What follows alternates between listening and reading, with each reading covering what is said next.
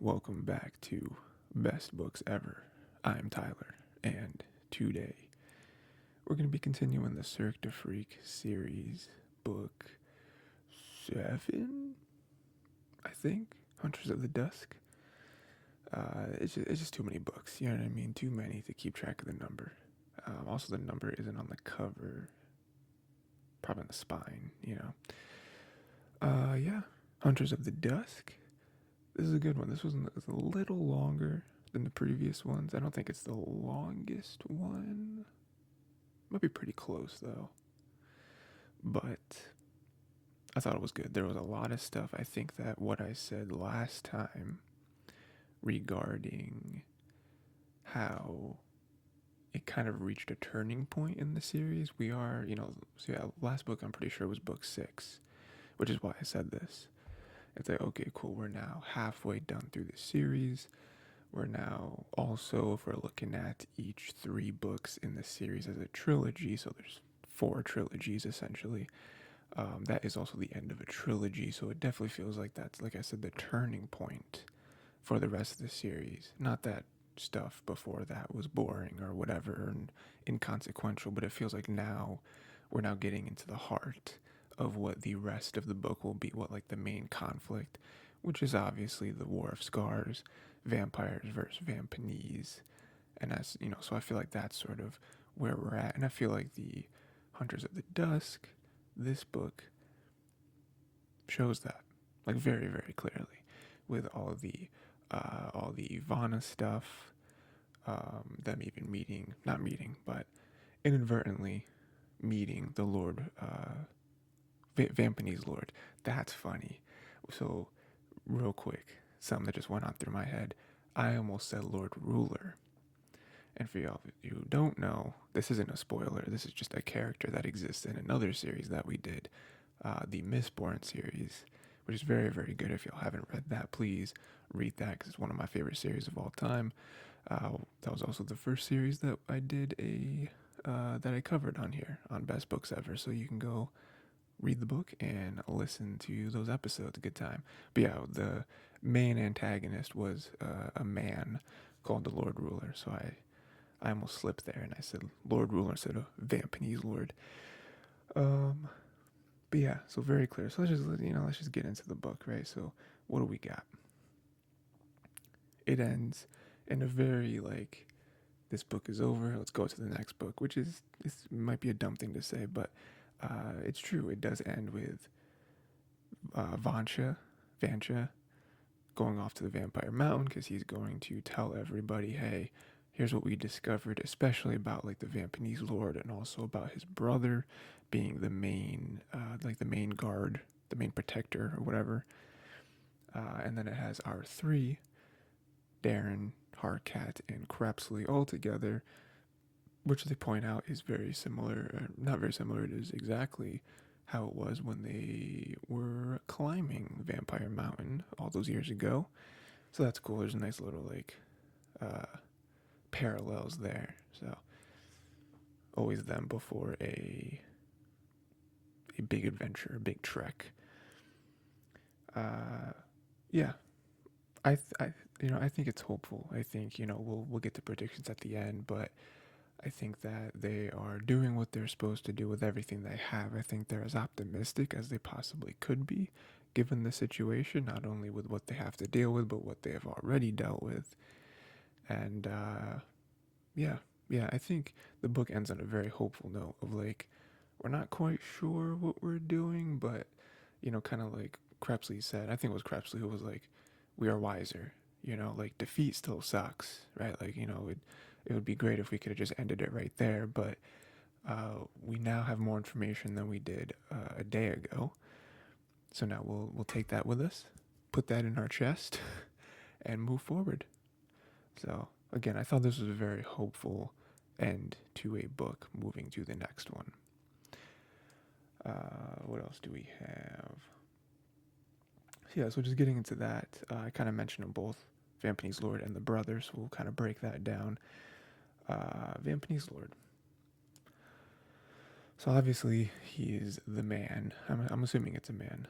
I'm assuming it's a male, not a female. Could be wrong though. Could be wrong. I just feel like they've referred to him as Lord, and also Lord isn't Lord inherently a masculine term? Although I don't know what the feminine would be. Lord. I mean, it's not like Lordess or something, right? Like Lorda. You do like the Spanish thing where it's an O for masculine or A for feminine, or O for both, which I always thought was weird. That they're like, oh well, oak, like if it ends in an O, it's masculine. If it ends in an A, it's feminine. But if they're both together, then you just go back to the O. I just think that's weird. Anyway, I'm not a linguist, so who am I?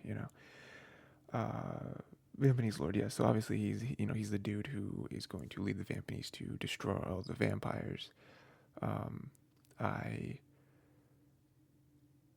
we still don't know who it is, right? We still don't know. Yeah, we have no idea who it is, right? We don't have any guesses. There's no way you can guess, right? It's just some dude, I mean, it'd be funny if it was like a celebrity or something, It's like, oh my god, it's Harrison Ford it's like, whoa, Harrison, whoa, okay. What is real in this universe and what isn't? I mean, I guess the only way we could guess is if it was someone that we've seen before in the series, and there have been 6, now 7 books, so plenty of people that it could be. I mean, they did also just introduce the idea of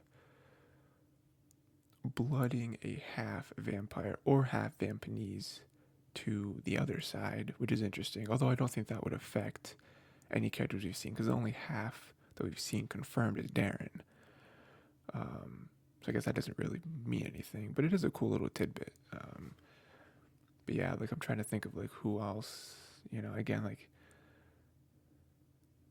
I don't know that they would make it someone we've seen before, just because it's like, I don't know. I mean that'd be a twist. I mean, think of like, no, because that wouldn't really make sense. I was gonna say, and this is something I don't believe, but me just trying to like pull back, previous characters. What if it was like Debbie or something? You know what I mean? Like, one, like I said, it being the like he, and it's actually a her. It's like, oh, that's a twist.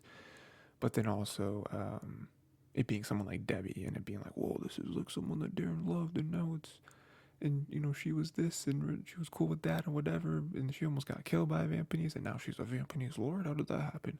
Again, it doesn't make any sense, but that that's just me pulling from previous characters that we've seen before, me trying to have like a crazy twist. But also, we don't need a twist for the Vampanese Lord to have weight. It can just be the Vampanese Lord, and guess what? He's here to kill. So. But yeah, the big twist here was that he was the servant in the hood, made to look very inconspicuous, and it worked.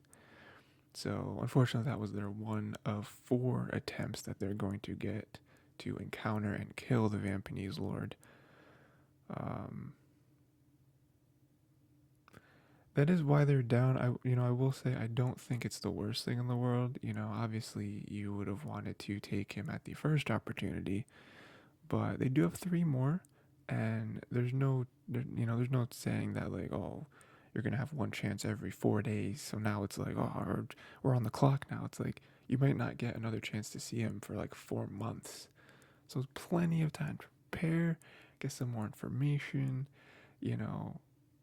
strategize, all that stuff. Like it's unfortunate, but you still have most of your chances left. And plus, you imagine if there are 4 dedicated spots, it's possible to kill him any of those 4 times, right? Like, it's not gonna be like, oh, this one, like, oh, he's full-blooded now, so it's, I mean, even if that's the case, you can still take him out. But in my mind, I don't think this is what they've said or anything like that, but in my mind, once he's full-blooded, it's over. Just because that makes sense to me. I don't know what else there would need to be done. So, but yeah, unfortunate. The other thing is the brother didn't write down the name. I think it was like Ganon or something. Like the Zelda boss, Ganon. It was something like that. Ganon, maybe, I don't know. Um, yeah, that's unfortunate. When that was happening, I thought maybe like Evanna was like messing with him or something, because previously we saw Darren being like, "Oh, well, how do you fight someone with your mind?" And then she does, and she just like cripples him immediately, and she's like, "That's how." And so I thought maybe she was doing something like that, like, "Oh, well, maybe she, maybe this isn't the right moment or something, so I'm gonna, as subtly as possible, make it so Vancha doesn't do what he's about to do." But then it wasn't, and then it's like, oh, it's his brother. He couldn't have raised a weapon, raised a shuriken against his brother. Um, I think that's tough. That's a very very tough situation, because clearly they don't have bad blood. I mean, at least from what Vancha said, like they were both half Vampanese. Vancha was like, "This ain't for me. I can't be killing to to feed." And then his brother stood up for him because they wanted to kill him, because Vampanese don't just let you run away. Um, so it doesn't sound like they have bad blood or anything. It just sounds like, it sounds like they just never saw each other. They never sought each other out because of, the Vampanese rules or whatever. Like, don't ever come in contact with Vampanese or your brother ever again or whatever. Um, so I guess that's kind of what they were going for there. Um, it's gonna be, I think there's a few different things that could come of that, right? Like, obviously the simplest one is just, at some point they're gonna have to fight, and it's gonna be brother versus brother, and they don't maybe want to, but they have to, and one's gonna die, whatever, right? um the possibility of a mole is there as well. Again, that seems less likely, although we know a bit about Vancha. We don't know barely, I mean, we don't know anything about his brother except for the story that he told, but like we don't know about him specifically, and like who he is and what he's all about and everything. I mean, clearly he's very highly respected and very highly skilled, as him being the main bodyguard to the Vampanese Lord. So I don't really expect it to be like, oh, I've been a double agent this whole time. Like, I don't really think, I, I don't know, that seems kind of cheap to me, to all these books later to just be like, oh yeah, there was a spy amongst their midst, and that's how we got the opportunity to get close to the Vampanese Lord and kill him. Like, that just seems way too easy, um, and kind of boring. So I don't know. I think them having there being a cross clan familial bond is something that I think they could have a lot of fun playing with. And so I wonder how far they're going to take it. Again, I don't see anything crazy like one of them switching sides or anything, because we already know that a lot of Vampanese don't want this. I think now that the Vampanese Lord is here, I think they're more confident, and probably more and more of them have kind of turned the idea of like, well, the Vampanese Lord, Mr. Tiny said that if we get him, then we'll win. But I think at the end of the day, they're all the same. I think that's something that we as the reader have to keep reminding ourselves, is that like there is a difference, especially in the way they feed. But other than that, like, they're not monsters. They're not just like animals. They're not like bears roaming the woods. Like, they're both humanoid figures who have thoughts and feelings and relationships and all that stuff. It's just one side wants to kill when they feed, one side doesn't. But other than that, they're the same. They're brothers, and in the rare case, sisters. So I mean, I'm sure most of them are like, well, I mean, we would like to not go to war. Like, we're kind of okay with just kind of being over here and y'all being over there.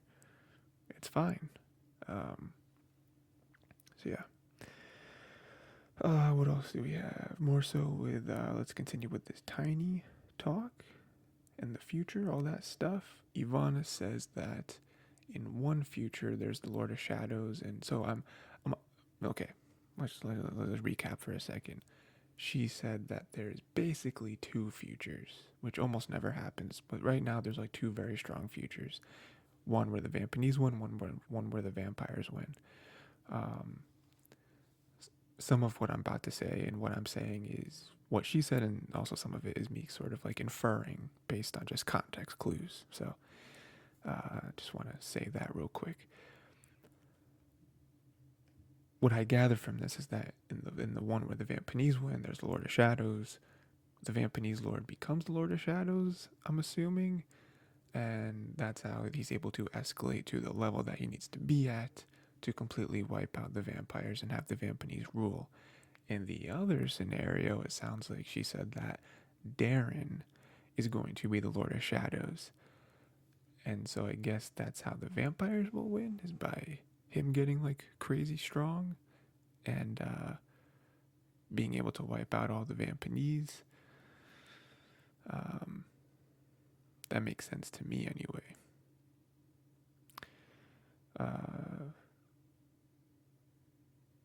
He seemed very troubled by that. I don't know. I mean, initially it makes sense because the person that he just saw, Lord of Shadows, he's like, I don't want to become that.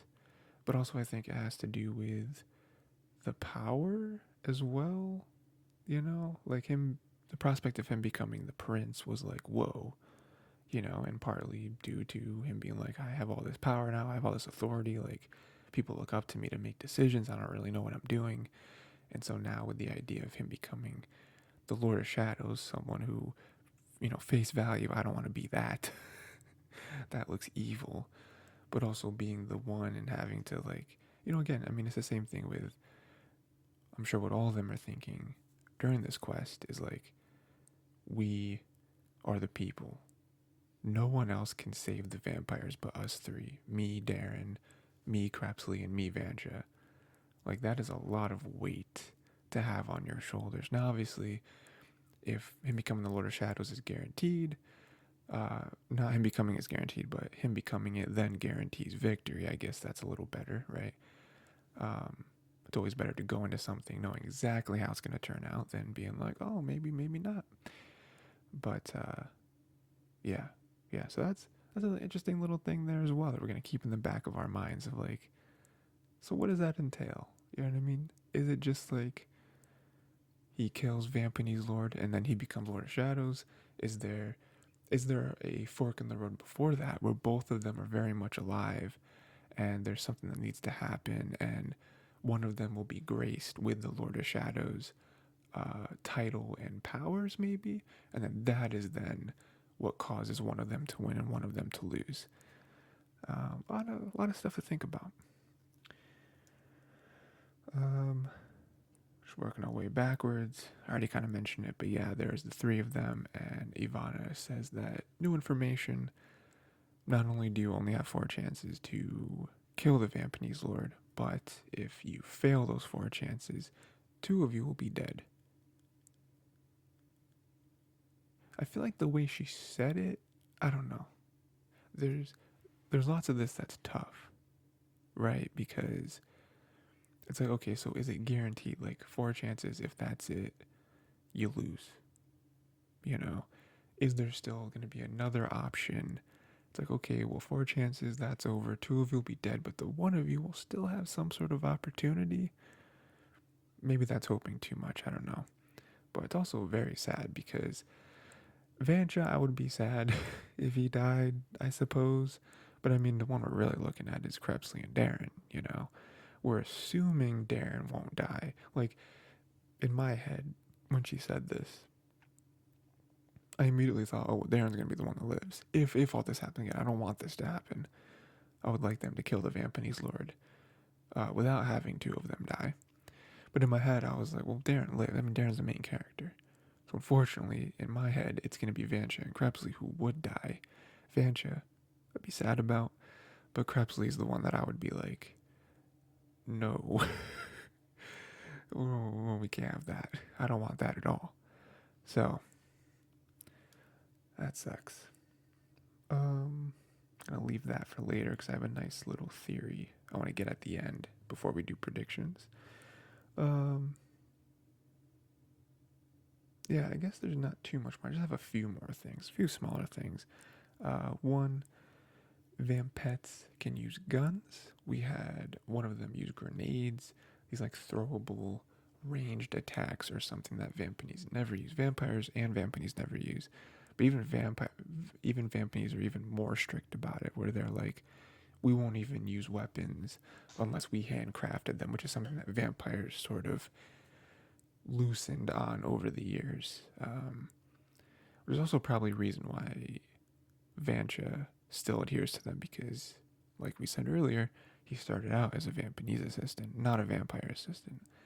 That's probably why some of the Vampanese stuff he kind of carries over.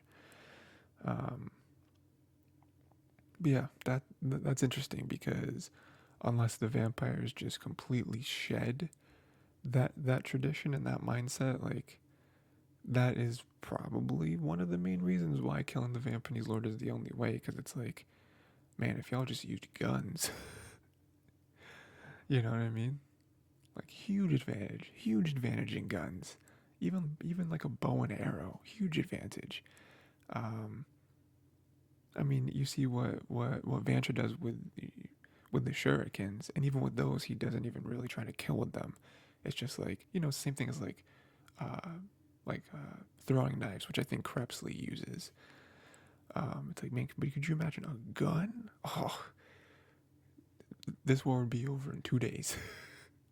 you know, um, and then just vampets in general, right? Where it's like that's a big thing with Darren, with him being a half vampire. Is like, okay, I can move around in the sun. I'm not as powerful. I'm not as strong. There's a couple abilities I don't have, but moving around in the sun against a type of creature that cannot for more than an hour, according to Vancha, who was able to move, what do you say, like 80 minutes he was able to be in the sun? And even then, it took him like 5 days afterwards to recover. It's huge. Huge. Um, it's big. I mean, we'll see.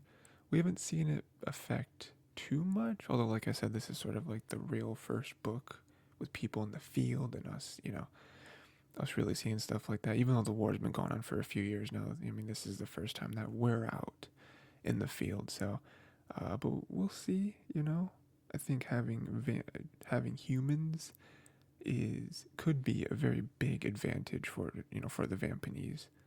So, another small thing, the purge. The purge, that is what they call, I guess, sort of puberty in a way. Um, it's something that happens, I guess, if you're not full-blooded. I guess it happens when half vampires are half vampires for a certain amount of time, and the vampire cells attack the human cells, and that's sort of, they regrow, and now you're a full vampire. That was interesting.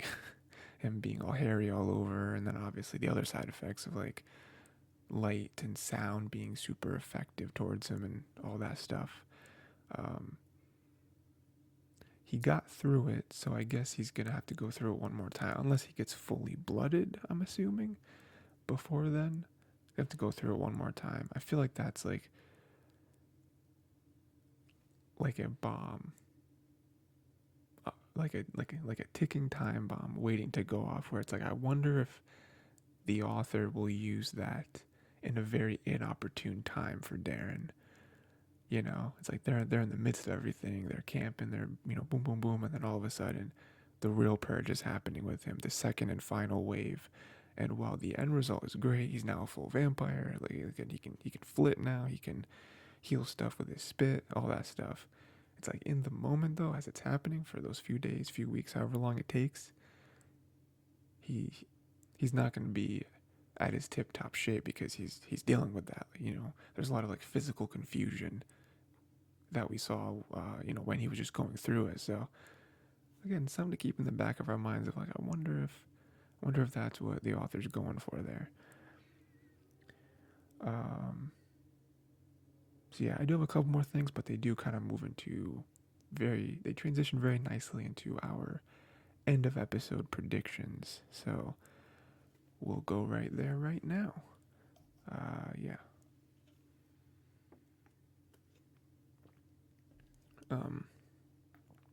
So one thing I was gonna say was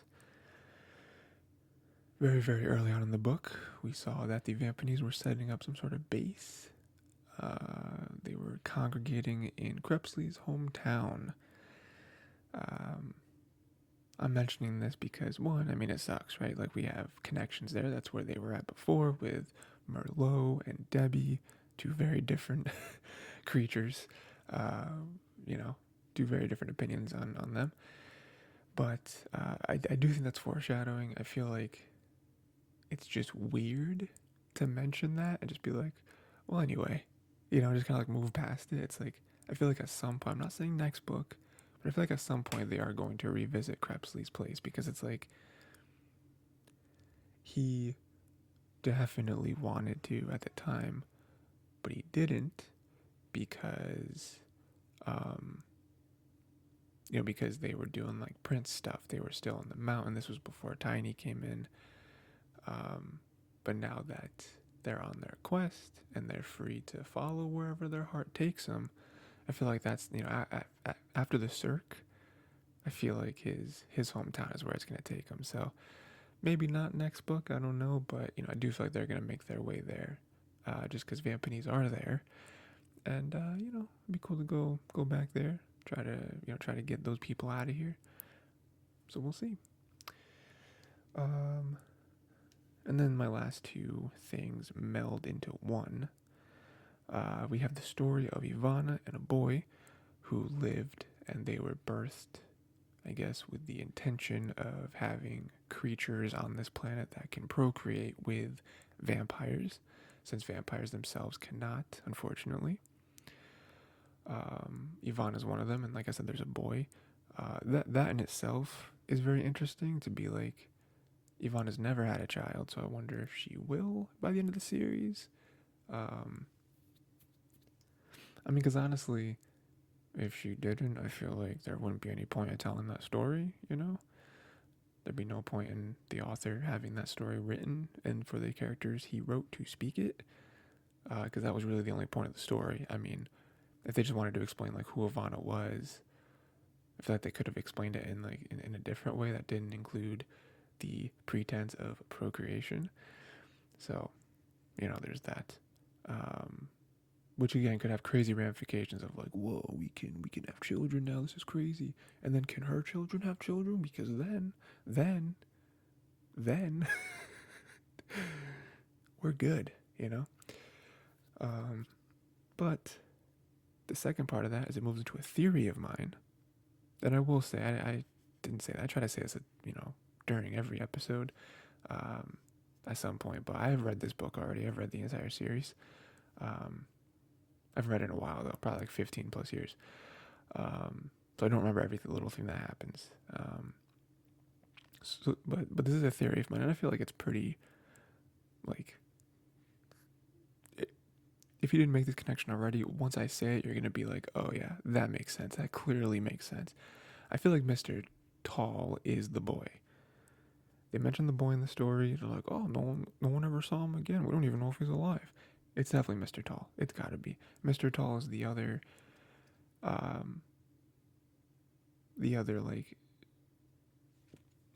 I don't even know, like, godlike creature that, that we've seen in this book. We've seen Mr. Tiny, now we've seen Evanna. And if Evanna was kind of birthed from the creation of Mr. Tiny, or yes, from Mr. Tiny, and she has very similar, some similar powers. Mr. Tall also kind of has similar powers, like he mentioned in this book, looking into the future. We know all the other things that he can do and all that. It's like, and also, especially with this book, we see, we see like the way like him and Evanna are talking to each other. Like all like, getting into the middle of things with, with the night walkers or whatever whatever she called the vampires. It's like, it just feels like you're speaking from the perspective of like, what I'm talking about. We're the same. You and me, we're the same. So I feel like he's the boy. He's the other child that lived, the boy who lived. But anyway, that's just the theory. I could be wrong. But also, like I said, if it turns out to be right, it's not a spoiler. I actually don't remember if he is the boy. It just made sense when I read it. Again, I feel like it'd be so weird. In the same way, it'd be weird that she doesn't have a kid because why was the story told? In this story, If it's the same thing where it's like, why would they mention that, that there was a boy that also lived? Maybe he's dead now, but they lived at the time, just like Evanna did. If the boy doesn't come back into the fold at some point, it just, again, could be red herrings. Is it, same thing with Krebs's hometown, where it's like, it's weird, like, just to get a really small, quick, emotional moment. I guess that could be the reason. It like could be a red herring, could be just, nah, we're never going back. Why would we ever do that? But it's like, but you should though, especially like following your heart and everything. We know he wanted to go. It just makes sense in my mind. So, but yeah, that is the book. Hope you all enjoyed it. I didn't write it, but still, let me know what you thought of the book. Next book is, I believe, and I didn't write it down this time because why would I? Why would I remember every time? But I believe it's Allies of the Night is the next one. If that's wrong, just read the next book. Honestly, it's the next one in the series. I believe it's called Allies of the Night though. And yeah, we're gonna get into that. That's gonna be a good time. I guess predictions we didn't really get into, but I mean, I'll just predict they're gonna go to his hometown. I don't know where else they would go as like a destination. Probably not gonna see Vancha. Maybe not towards the end of the book. I feel like he's gonna have some business there, but again, I don't remember how long it takes to get from there to there, so maybe we won't see him. I don't know. They don't necessarily have to, there's no rules saying all three of them have to be together. So, I believe we'll probably get more clues as to who the Vampany's Lord is. Probably won't actually get to see who he is, but we'll probably get more clues here and there. I mean, we are getting close now. Next book is book 8, I believe. So we are, last third of, of the story. So, I guess that's really it. There's really nothing else I can go off of, but, we'll have a good time. We'll read it. Yeah, I guess that's it. So, till next time, read the next book, front to back, and we will see where our trio goes, and hopefully learn more about who the Vampany's Lord is.